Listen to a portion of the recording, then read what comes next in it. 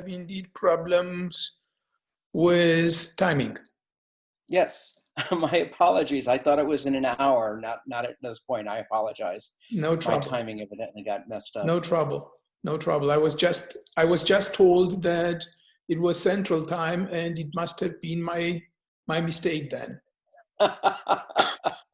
No Well, worries whatsoever. I do have difficulties with this timings and so on.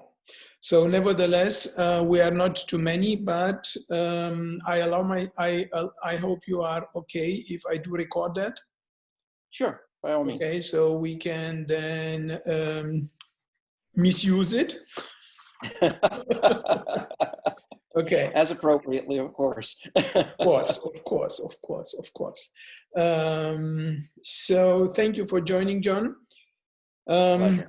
Allow me, please, maybe to kindly invite you to briefly introduce yourself. Sure. I know you, but it would be nice if others know you as well. Fine, that would be great, no problem. I'm Dr. John Comisi. I am a general dentist who practiced clinically for 30 some odd years, 36 years or so in private practice prior to joining faculty at the Medical University of South Carolina here in Charleston, South Carolina. I'm currently an associate professor of restorative dentistry, and I am in charge of, I'm the infection control officer for the college. What a wonderful time to have that occurring. And I'm honored to participate with teaching my students operative dentistry, in particular cosmetic and aesthetic restorative dentistry. And I work in the clinics, and I do a whole bunch of other things like research projects, collaboration, getting to be with great people like Levu, and just continue to expand my knowledge with information from folks like Levu and all of the other wonderful people on our dental biomaterials group around the world on a daily basis sheds and shares so much knowledge, and the bioluminescence group, which has so much information. We have a great deal. The internet is a wonderful thing in which it's sharing a lot of really fabulous information, and then maybe not so much. So having opportunities like this to share conversation and ideas regarding cutting edge science and technology is an absolute pleasure. Thank you so much. Thank you so much. Yes, we highly appreciate you, and I would like to take the opportunity to congratulate you on your newest publications, which really help shifting the paradigm. Congratulations on that to you personally, and of course to the entire team. Yes. I don't know why, but I know what it is to be part of that, and I know that your banker is so glad to see the income generated by all those publications. If only. We do it for the love more than anything else, yes. As you well know. Yes, yes, that's it. Yes. So from our previous exchanges and conversations, I know that you were not new to the topic of bioluminescence in dentistry. Let's expand to that. May I kindly ask you, how exactly did you come in touch with the topic of bioluminescence? Okay, we can call it now, we can downscale it to fluorescence, but how did you come in touch? What were your first contacts, when, and so on? Yeah, it was quite by accident that I got involved with fluorescence and bioluminescence, and it was back at the early stages of the utilization of identification of oral cancer. At that time period, we were looking at all kinds of possible methodologies that were available illuminescence, of course, using the Xyla products to try to see the reflectance of potential areas that may be malignant or pre-malignant. And then the evolution to the fluorescent enhancement using items like the Velscope, which was introduced to me, much to my dismay at the time period, because I had to have my arm twisted quite significantly in order to even consider the device and the technology at that time, because it really was very, very new. But as you started to expand on the science and understand how visible fluorescence enables the fluorophores to activate when specific wavelengths of light interact with them, and create the opportunity to create a dark area in an otherwise bright green envelope of light around healthy tissue. It was just very fascinating, and we did encounter quite a few pre-malignant and early malignant lesions in our work in my office. And it started to snowball from there. And we developed a protocol in my office to make sure that every patient was screened with the Velscope fluorescence light, so that this way I could at least see what I couldn't see in regular light, which was the very interesting part of it. And then, of course, as time progressed, we started noticing interesting phenomenon with the light, the porphyrin reflectance and the visible bacteria that was present in the oral cavity when you shine the Velscope light into the oral tissue. And that wonderful array of yellows and oranges and et cetera that started to be picked up started to make us think, okay, maybe there's more application for this than just simply, which was very important at the time, trying to uncover oral cancer potential lesions at the time. And again, the wonderful part with the fluorescence technology is that you can visualize the extent of the potential lesion and extend your surgical border to significantly reduce the areas that you would otherwise miss. And that was one of the most important things for that in my mind, because I could help guide my surgeons when we were doing biopsies to the more effective removal of the suspicious area, and then get confirmation via the biopsy as to that it was not healthy tissue. And of course, back in that time period, we also wrote a case study that was published in General Dentistry regarding an area on a tongue of one of our patients that it appeared to be, at least at first, migratory glossitis. But the lesion never moved. The lesion didn't change. It was present, and it was constantly present over the course of 4 weeks. And that made us he's very at the University of South Carolina. Hi, John. I have muted John. Sorry for that. No worries. It happens. This is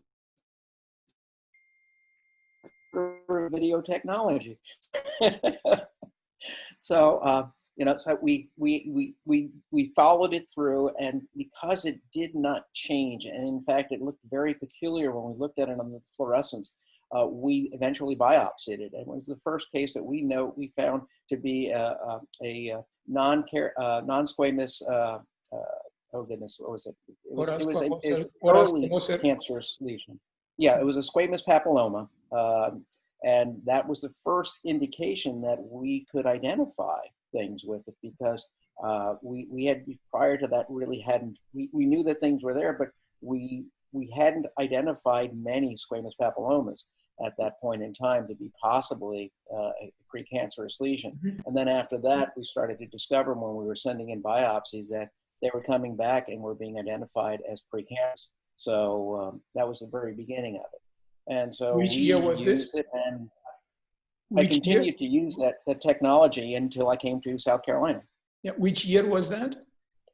That was 2008, I believe the publishing date was that. So the case was actually probably back in early 2007, because as you know, it takes a while for these things to work through the systems. Mhm. But it was about 2008 when that first was published in General Dentistry. And it was a really, it was really groundbreaking and earth-shattering for me because I had prior never been published. It was pretty cool. I have a question. Yeah. So I understand the technology was more or less brought to your practice by a sales rep. It was a good friend of mine Okay. who had been in the science, who's very, very much a consultant with many companies around the world. Okay. We were at the Academy of General Dentistry meeting out in Denver when this was first introduced to me. Okay. And it took a great deal of understanding what was going That's on with exactly it. my question. Did you benefit of any additional education for the identification or for the use, application, identification, decision making, and so on, using the well scope or using fluorescence for oral tumor, early oral tumor diagnosis? Yeah, at the time, the sharing of knowledge was very sparse, but it did grow over the course of time. Okay. And that again, it was at that point in time a very fascinating technology that people were still, there was a whole big discussion back then as to whether or not it was a valid testing mechanism. In fact, there were various discussions and panel groups that were organized to discuss and debate the benefits and the challenges of using the technology. Ultimately, it turned out, that there was always the concern of false positives. Yes. And I always said that I'd rather be overly cautious than under diagnostic. Yes. So at that point in time, I wasn't concerned with the false positives so much as the negatives that I would have missed, or the positives that I would have missed. So we were very, very big on it. And again, we had to convince patients that this was a test that we should and would do all the time. And in fact, we had a lot of pushback because, of course, we were charging for the technological use at the time. So when the discussion came to us, when we had that, I would tell the patients, because I care enough about, I'm going to do this testing, this screening on my cost this time. If you decide to come back and continue as a patient, then it's on your cost.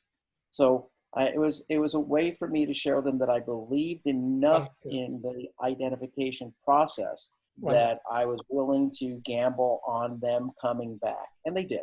The significant majority came on back, and we were able to certainly identify and help and prevent more rampant oral cancer diseases at that time using that technology. And as you and I well know, the technology has more indications and more uses today, as you have shared with me over the course of time. And again, using theragnostics, as you call it, with the Reveal glasses, it's not only an incredible diagnostic tool, it's a therapeutic mechanism that you can use, and it's an incredible teaching tool. When I place the glasses on and I provide the protective orange glasses to my students and to the patient, and I share with them how and where and why an area needs to be managed because of how that appearance comes out from the bioluminescence of the region. It's amazing. And then as we go through and therapeutically manage the carious lesion, and we can see the differential as you start to work with it, as you're working with the glasses. It's an incredible thing. We know when we can stop. We know when we don't have to go any further. We know that we can add a bioactive, biomineralizing agent to the area, seal that cavity preparation up, and allow the tooth to heal itself. We don't have to keep on going until we hit the pulp. This is some of the amazing, wonderful aspects of using this technology and this thought process. We don't have to just, there are more than one wavelength and type of light available. And if we don't use... You take me too fast. but if we don't use all of the light sources that are available... Yes, that's exactly what I would like. So you are using it as a diagnostic tool, yep, and as well as a therapeutic guidance correct. with your students. You are Correct. mentioning, as you are coming from restorative, you are mentioning cardiology.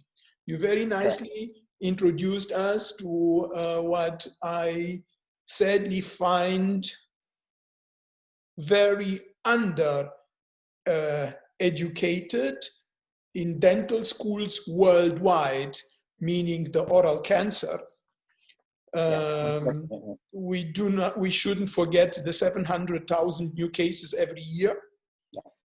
And I came across, just to let you know, as we discuss here, I just came across this systematic review published in the Journal of American Dental Association in regards to the value of the fluorescence technology in early tumor detection. And I was appalled by the short-minded view. We, of course, know that what the pyramid of evidence is, and we know the systematic review at what level it is, but I believe the inclusion criteria were not quite nicely presented and not quite nicely elaborated, and it gave, of course, a bad conclusion for the public, but this is another topic. So you are using... That was the discussion back then. That Yes. was it. There were so many people who Yes. were out to kill the technology Yes. before the technology even had an opportunity to show what it was worth. And many of us, like yourself and I, knew that it had extraordinary value. Yes. But the pundits out there continued, because if I can't see it with my plain eye and plain light, it must not be there. It's kind of like saying, well, you know, if you are driving in the fog and you don't know where the road is, you're not going to go off the cliff or hit a tree. So it's that kind of a mentality which kind of is befuddling to you and I, because it Yes. doesn't share good science, and it doesn't make Perfect. good sense overall. Thank you so much. Yes. So have you also, or are you misusing the technology in other fields than in cardiology? Am I misusing it in other fields other than cardiology? That's an excellent question. I'm not sure. Sometimes I always got to worry about how I answer your questions. Okay. There's something in there that I need to get. So help me get what you're trying to help me with. Are you using it in perio? I have not. In it would be excellent in that field and in that methodology, because when we do analyze and we do screen patients, the use of bioluminescence will certainly show where the tartars and the buildups are, where the not effective home care maintenance of the patient is, like the way I made that a positive rather than a negative. The reality here is that most of our patients, unfortunately, don't care of themselves, because frankly, we as a dental profession haven't really done as good a job as we could in educating them on the overall process. We're great at telling them what to do. We're not that good at showing them how to do what we need them to do. So we really do need to, not just tell them, just do it. Let's show you how to do it. And then they can, and that's what we found in our practice when we were educating the patients as to how their technique could be improved by certain manipulations and certain pieces of information. They became healthier. But certainly for all those, that type of a diagnostic or that type of intervention during screening, when you're using a bioluminescence type of technology as we have available, it certainly will improve outcomes as we go forward. A further question. So I don't know if you had a chance to follow my webinars. Sorry, on perio implantology. what we see today more and more fields of application for bioluminescence, not only in the diagnostic and the treatment guidance. You remember maybe when I was talking in Rome, we discussed afterwards, maybe you remember, we discussed also these opportunities, which I will elaborate on, and I would like to ask your opinion about that. Sure. I personally am very frustrated about not knowing. So I'm in dentistry, like yourself, in clinical dentistry. I was for 37 years. I'm frustrating to not really be able, evidence-based, to say my treatment or the treatment protocol is now completed. Yes. So, it's like, God forbid, going to an oncolog, to oncology. I hope none of us ever needs one. But going to an oncologist and how successful is the treatment? At one stage, one will ask, yes? So this is exactly in dentistry quite similar. Yes, dentistry is still regarded as dentistry, but more and more science proves, especially today in the COVID time, where all those patients in emergency rooms are on respirators and oral hygiene is deteriorated, and really our colleagues, they don't consider us colleagues, but we have to consider them colleagues. Our colleagues do disconsider oral hygiene and the consequences of, they say it is more important to keep him on the respirator than to take care of his oral hygiene while he is in the emergency room. So my question is now, would you love or would you appreciate having the technology in your hands to suddenly, of course, when you teach now, okay, when you teach, demonstrating your students, you know what? Hey, congratulations, you finished, you accomplished your job. Now you can, for example, do your root canal, or now you can close the perio, or now you can close the caries. Would you appreciate having this kind of tool in your hand combined with the reveal?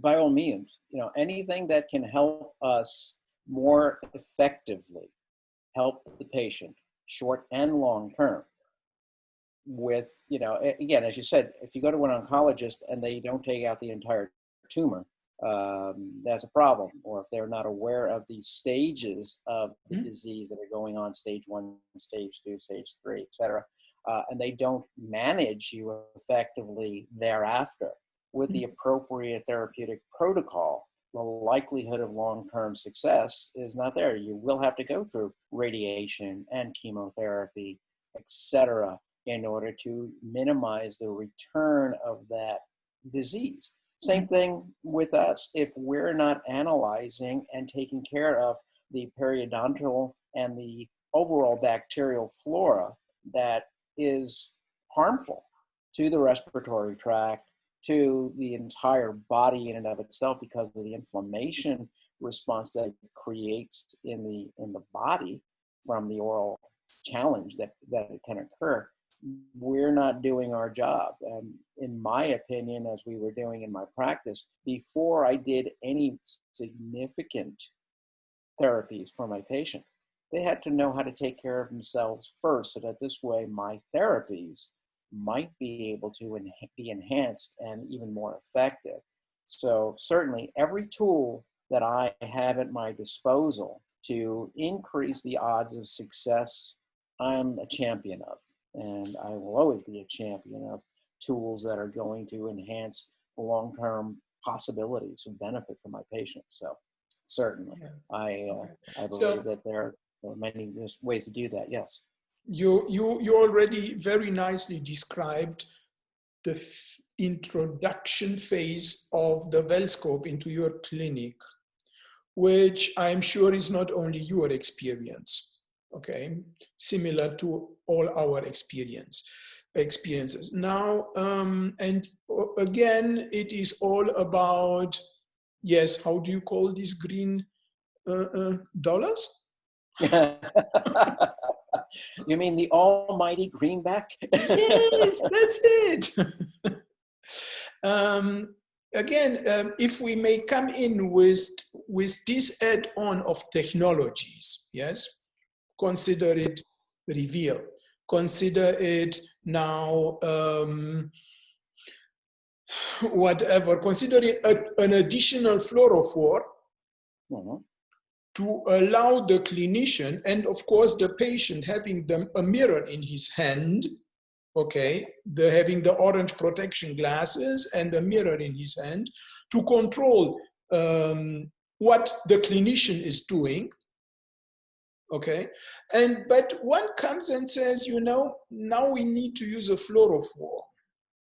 And sadly, last time when I was looking, it cost money. What is your opinion on this topic at this stage, when you not only in clinical practice, when you share your knowledge now with upcoming new dentists, when you educate them, basically when you set the path for the future of oral health care, because you are an important pillar in setting up the future path of oral health care in your area, okay? What is your opinion on that, please?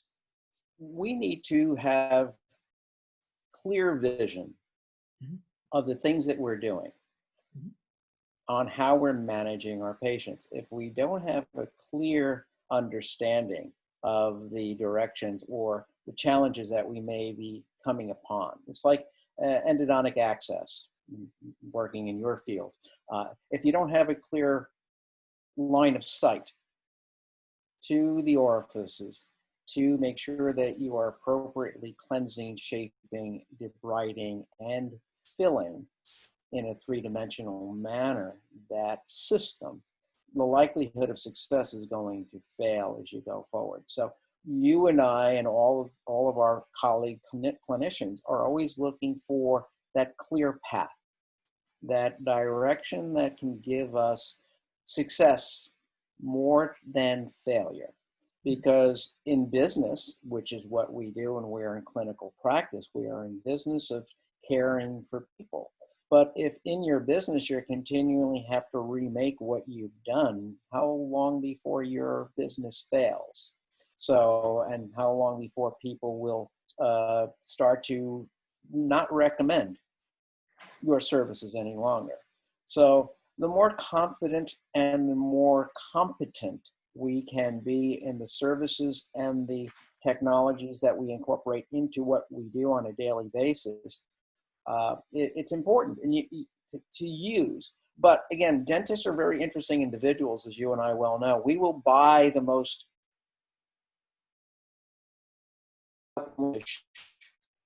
item, use it twice, and then put it aside.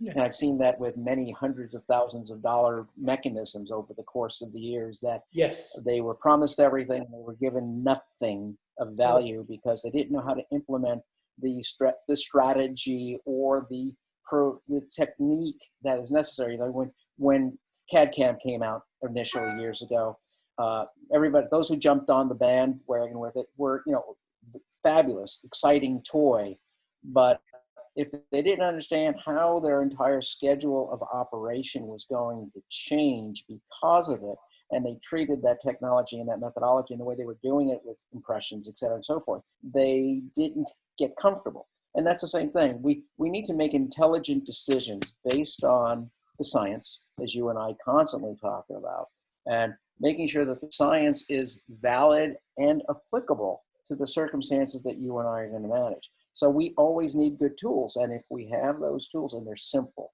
they're straightforward, they are repeatable time and time again, the technology gives us outcomes that are successful time and time again, then that's a value that we're providing to our patients and an improvement in the services that we give them and the overall ability for them to be healthier long term. So in my humble opinion, anything that is more than just smoke and mirrors, and there's a lot that we have in our profession.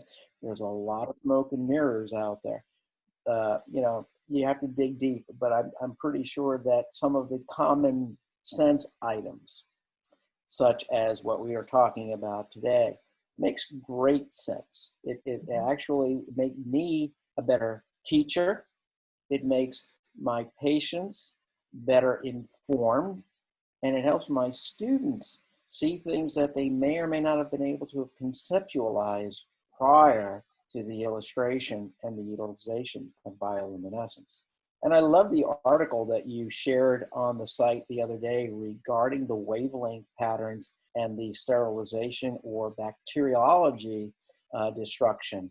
That was a fascinating paper. If you can expand a little bit more on that, Levy, I think that would be a really wonderful thing for the group to get more understanding about, because that could be a key to the next direction of therapeutics as we go forward. We are already, several papers are already submitted.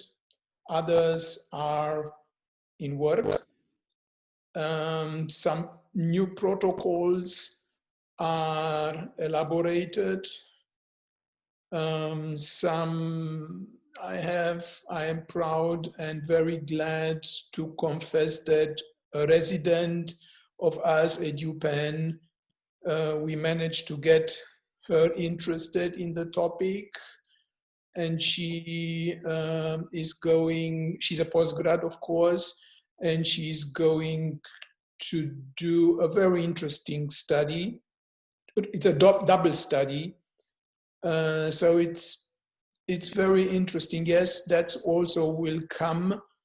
My friend and colleague Gal Hilch and myself, we also continue playing and wrapping our minds around this idea. So yes, it is not a one day. It's. I would love to see fluorescence enhanced theragnosis entering into everyday's clinic and basically, especially first in education, because I think that without education, we do not manage it. And here is where I think. And by the way, education, what would you see as, now as an educator, what would you see as the best way of education on that? Would you see hands-on, lectures, publications, online? What do you think your students will benefit most of? Well, I can honestly tell you that when I first started using the glasses in clinic, everybody was amazed. Everyone and see what we were doing. So it was really a great curiosity for them at first.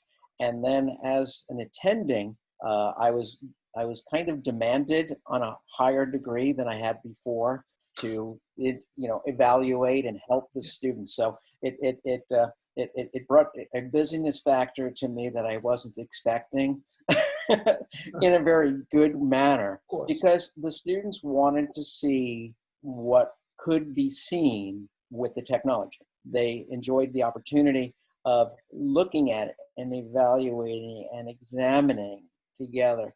So in my mind, as we continue to develop this process of sharing this technology and enabling it to be more readily available, every student asks, where can I buy these? So people are going to be clamoring for this as we continue to share and show what this simple, very simple product and this very simple device can do. Because I know that when I would sit down and do some excavation while they watched, and they could see the change. Not only the change they could see in normal visible light, which is obvious to all of us, but the change that they would see while we were using the fluorescence of it all. They were just amazed at what they didn't know was going on prior to that. So again, this is just very fascinating and a very exciting process. So I can't wait to get back into clinic regularly and use that on a regular basis, because especially now in the time of COVID, when we have so many limitations and so many additional layers of something over you. It's not as easy as it was pre, but certainly with the appropriate steps by the attending with their students to bring that education to them, we can do. And if we do that in other processes, in hands-on courses, in webinars like this, to discuss the possibilities of expanding your knowledge of this type of protocol capability, there's so many opportunities out here. Okay. And so I see the literature, certainly you have to have published data that everybody can say, okay, this is an evidence-based process, as we know that this is. We then need to understand the sky is the limit with this situation. And it would appear, at least at the moment, that we haven't completely explored all the possibilities. And there's more out there.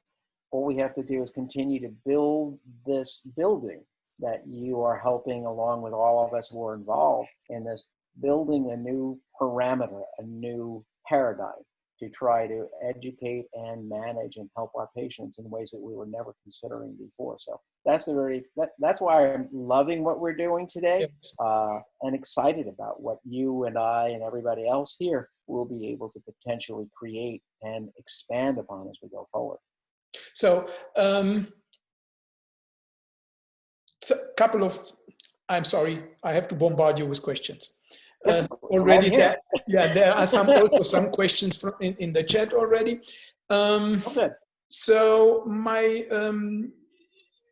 have you already established, so I'll put my questions. Have you already established a protocol where you say this is the protocol on fluorescence enhanced theragnosis using Reveal in cardiology? Number one. Number two, have you and your students and your colleagues, of course, already identified a difference in the ability of leaving more tissue than previously?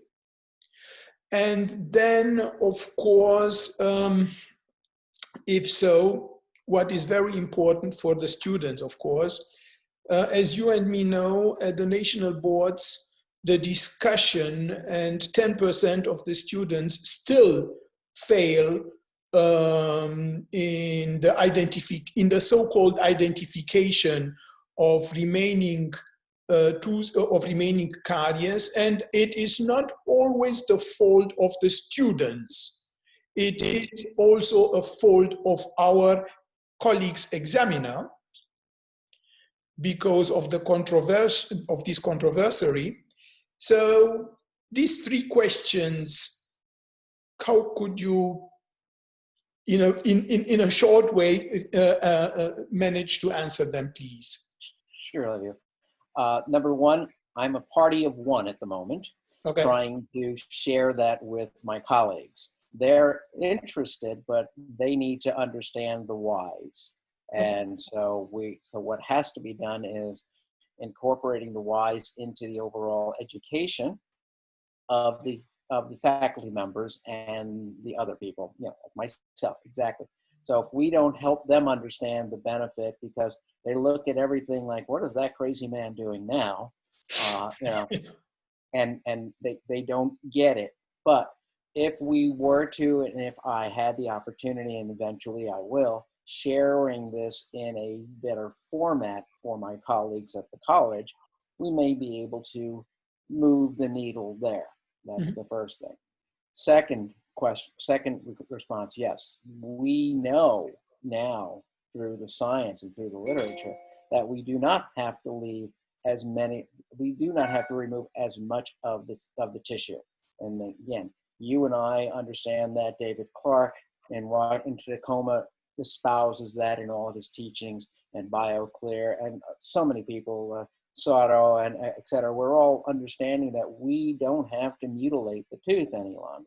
The tooth has the ability to remineralize itself as long as we seal off the barrier. We seal the entire cavitation and the entire preparation well, and nature will heal as long as we don't have that leakage from the materials and restoration that we've got there. And the third part of the question is, as you and I well know, we love our national board examiners. If anybody's on the call, we love you dearly. However, we seem to have a small problem in that you're still thinking GV black back in the dental school days, back in the 80s, where you had to remove all the black until you had nothing left, and then you're creating all kinds of pulpal exposures. That challenge is constantly there with our examiners who have not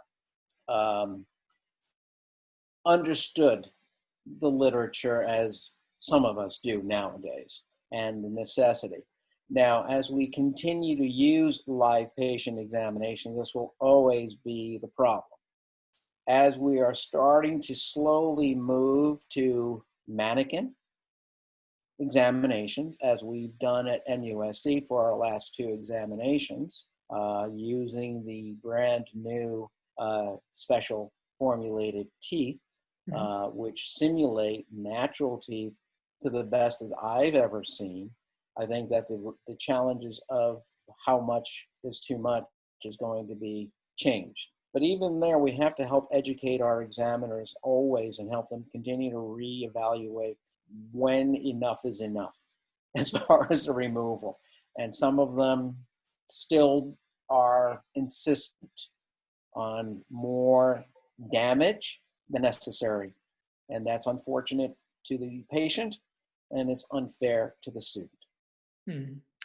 Thank you so much. Answer the question in a very, very nice way. Thank you so much.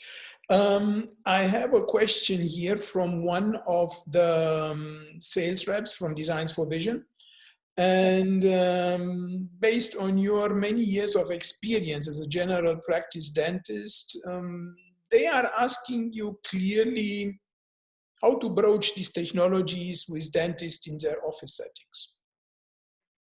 Excellent question. Have them put on the glasses. Thank you. Have them look at a patient, a staff member, something in the chair. Thank you. Again, you will see things you didn't see before. It turns on a brand new light. So the only way to convince somebody is to have them test drive it. Give them a test drive. After they take a test drive, they're going to want it. They're going to want the devices. They're going to want it. It's an absolute no-brainer. See you for this. See you next time in the opera in Rome.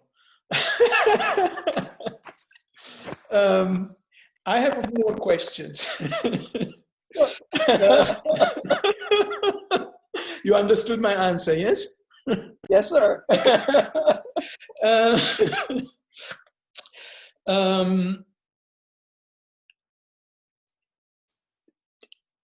Now, we discussed the well scope, and we somehow put the well scope, but we did not make a direct relation between the well scope and reveal.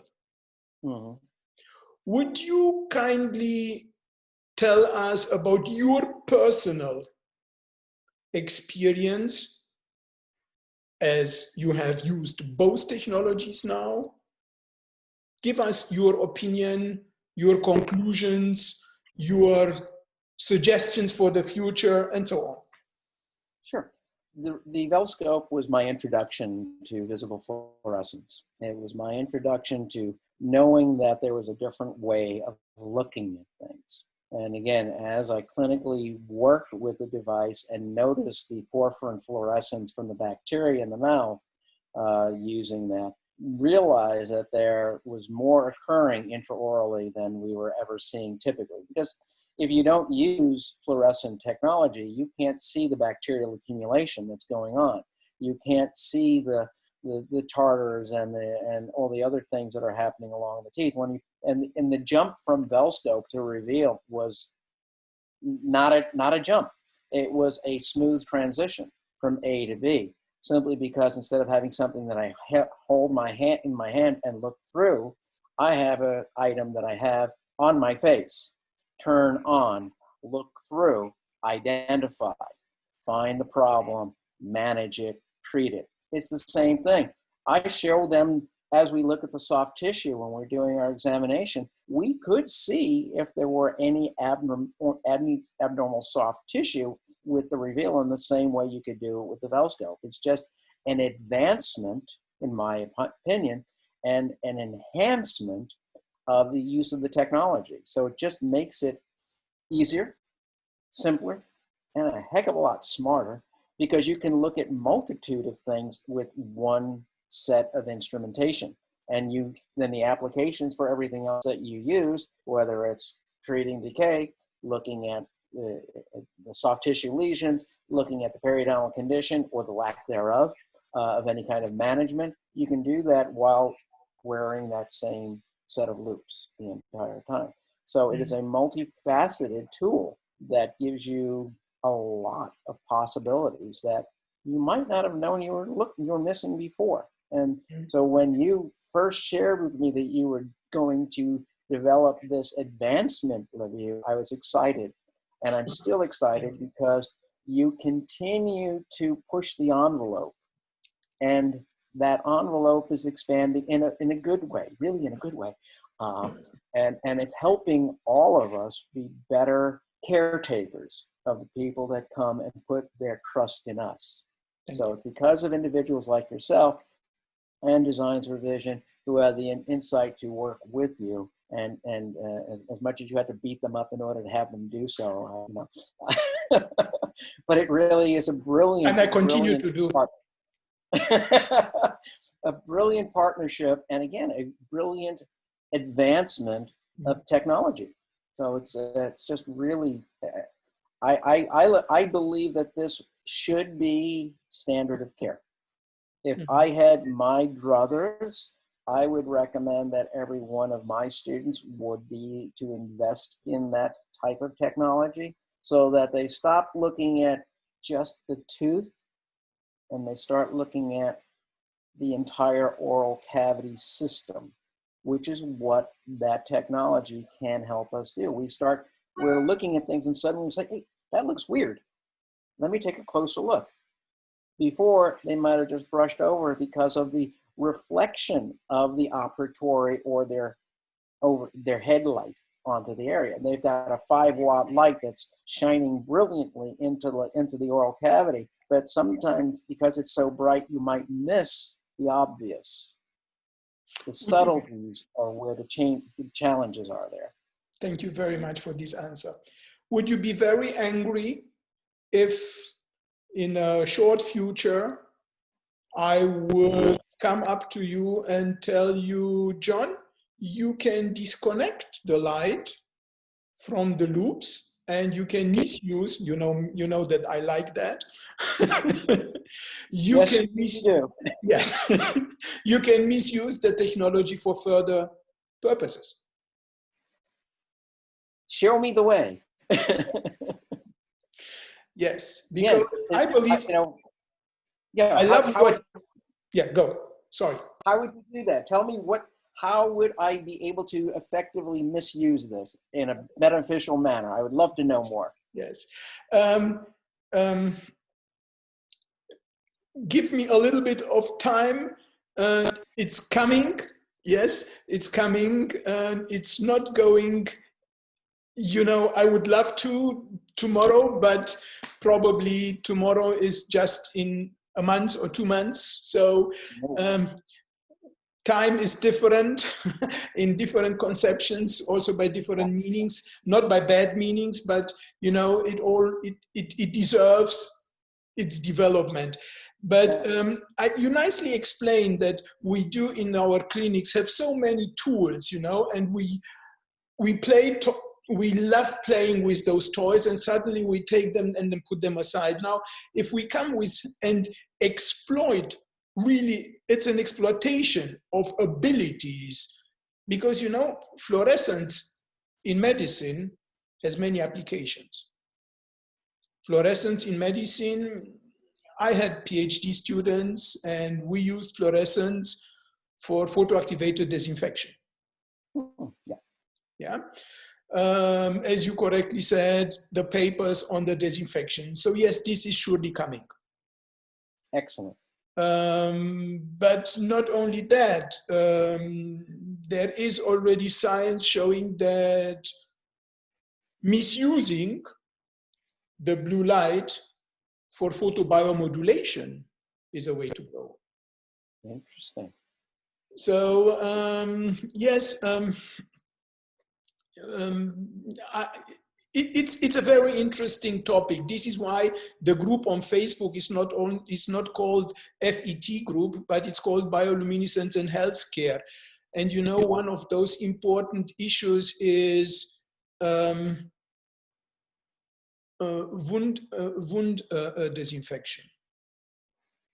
Yes, oral surgery, perio, and so on and so on. So yes, all these are applications, future applications. Excellent, excellent. Yeah. You prefer? Can we conclude that you see the difference between using your third hand with the well scope or a camera and misusing instead your head and your nose and so on? Is there a benefit for you? Oh, definitely. It's one less piece of equipment that I have to lug around because it's constantly with me. You know, once I put it on before I go into clinic, the rest is easy. Yeah. And so that's the really lovely part about it. I don't have to transport another device with me. I've got too many other things, especially nowadays in clinic. Again, with the multiple layers of PPE that we're wearing, one less thing to have to worry about disinfecting, the one less thing to have to, just lug back and forth. And again, because I'm covered with my face shield. Face shields can allow the light to go through it without a problem. There's no reflectance back. If you have the right kind of plastic in the face shield. So again, it's a good benefit. And because the glasses that I wear are UV coated and protected, I don't have to change anything. It's my patients and my students that might have to change stuff, but it's okay to inconvenience them. That's why they're there. Yeah. So what suggestion, recommendations do you have for the audience, for those people who are listening to us now, watching us, for the researcher, for manufacturer, for me? I think that the first thing for someone who has been uninitiated into the Reveal glasses, you might want to take a test drive. I would highly encourage you to do so. Basically, if you, and what you will see will change your perception on how you want to work in the future. It's going to open up an avenue and an entire thought process that you may never have considered before, which is a really wonderful part. Certainly that's going to be helpful. As a teaching tool for your patient, as Levy was saying earlier, giving them the orange glasses, having them look in the mirror as you're looking at the locations that you are.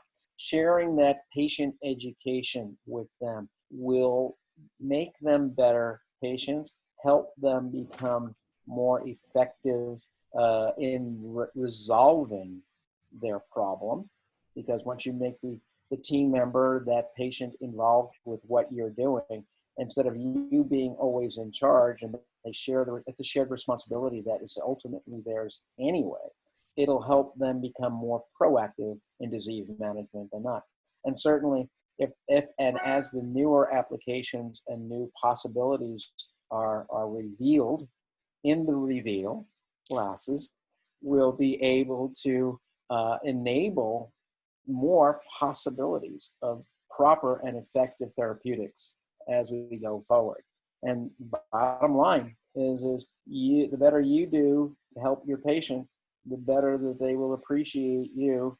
And in private practice, referrals, and in research, it's more thoughts as to the next grant, as to where you want to expand your possibilities and advance your career. But basically, bottom line, you're going to see things, again, as I said earlier, in a very different light. And it can really enhance everything that you do to a degree that you may never considered before. So being part of that is really very exciting and a lot of fun. Thank you very much. I will now, did I miss anything? Do you want to add anything? If not, I would open discussion for the group. If there are any questions, you may even unmute yourself, please, and ask the questions direct, whatever is preferred. John, anything you would like to add? Anybody, I'm open for whatever questions, because, you know, this is where these kinds of groups where we have these kinds of discussions, it can enhance and enable us to even explore things that we hadn't considered before. So this is a perfect time period if you're able to and wish to contribute. I can learn from you, God knows. Yeah. Anyone? Questions, please?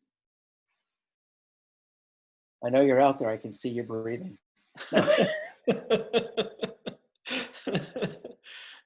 Okay. Not really. Not really. It seems that everyone